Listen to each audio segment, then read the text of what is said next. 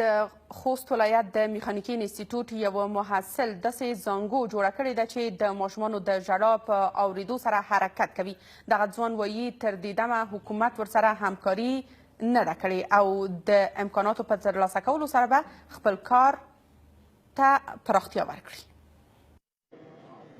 یک دانشجوی انستیتوت مکانیکی ولایت خوست گهواره را ساخته است که با گریه کودک در حرکت می آید و با حرکت کردن این گهواره کودک راحتی را احساس می کند. چې ماشوم وژړل، ماشوم ژړا پیل کړه، نو د ژړا د پیلېدو سره سم زنګو په حرکت راځي. زنګو تر هغې زنګېږي چې تر څو ماشوم ویده نشي. در همین حال استادان این انستیتوت و نیز باشندگان ولایت خوست از حکومت می خواهند تا این جوان را حمایت کنند. دولتي چارواکو هیڅ چا له دې سره په نامعلوم مرسته نه ده کړې. هیله مې ده چې دولت په سرمایه‌ګذاري ځوانانو کې ضمن کې له حکومت څخه دغه غوښتنه ده چې د داسې ځوانانو څخه حمایت وکړي، دوی تقویه کړي، د دوی سره هر اړخیز کومک وکړي. یو امنیتي دروازه جوړوه چې له مطبوعاتو لارې خپره شوه، خو په دولت کې داسې هیڅ کس پیدا نه شو، هیڅ کس په دولت کې ملاتړ او حمایه پیدا نه شوه چې راشي له موږ نه ملاتړ وکړي.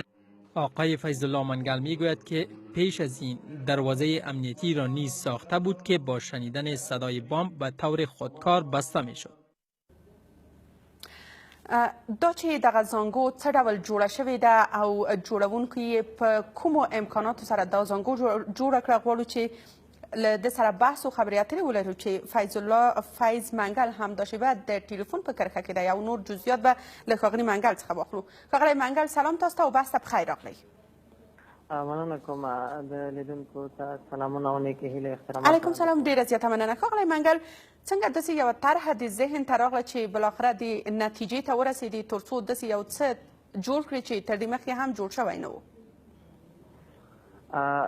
داسې وي چې هر کار له علاقې او له مینې مخکې ځي او هر مسلک چې سړی کامیابوي له علاقې نه یې کامیابوي.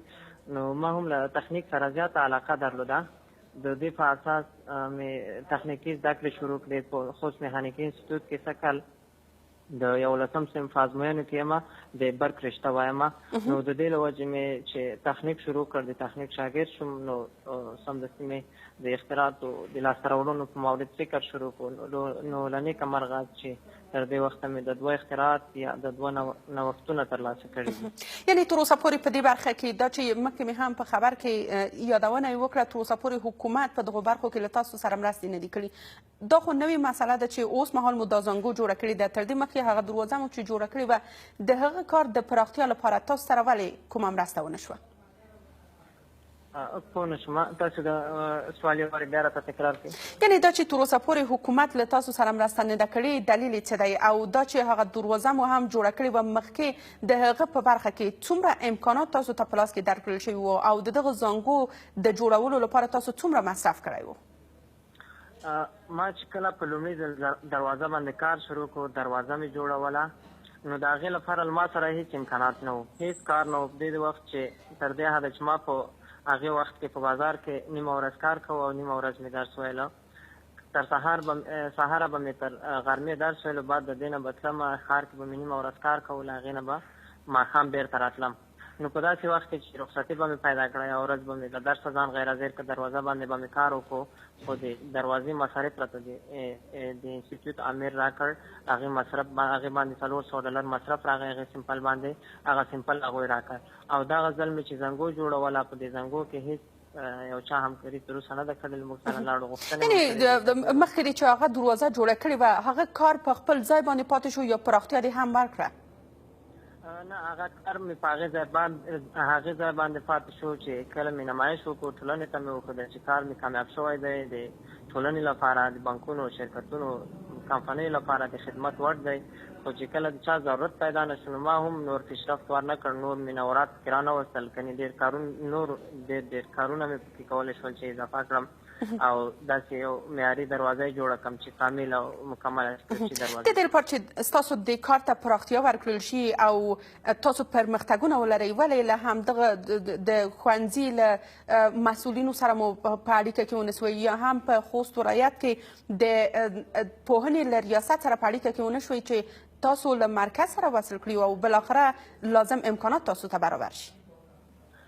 موږ زه سره د نورو ملګرو د دوستانو په همکارۍ لاړم تر مرکز ادارې کابل او دلته خوست کې ما تر هر چا ورغلم، والي صاحب ورغلم او تر ولایتي شورې ورغلم. ټولو ویل چې موږ تاسو سره همکار یو، همکاري کوو. اما د هېڅ همکاري موږ ونه لیده چې څوک همکار دي موږ سره څه همکاري کوي. کله مو چې همکارۍ ته ضرورت شي هېڅ همکار مو تر سترګو نه شو.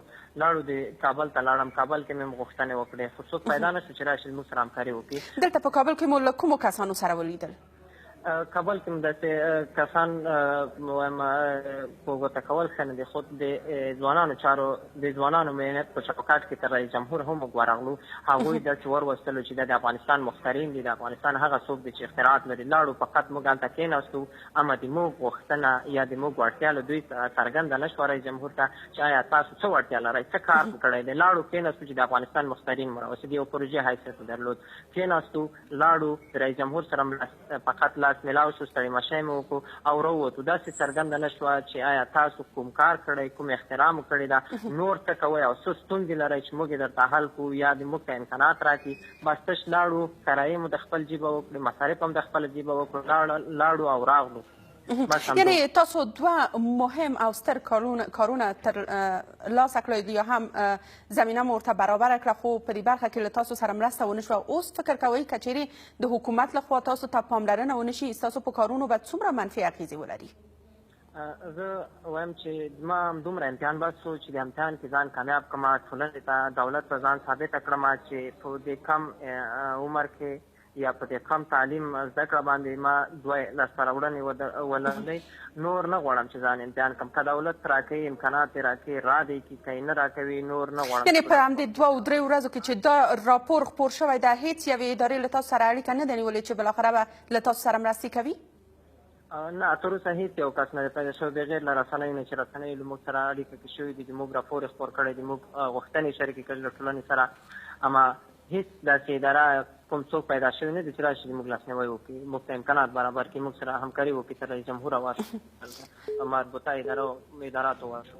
له تاسو نه ډېره زیاته مننه کوم فیض الله فیض منګل، ډېره زیاته مننه.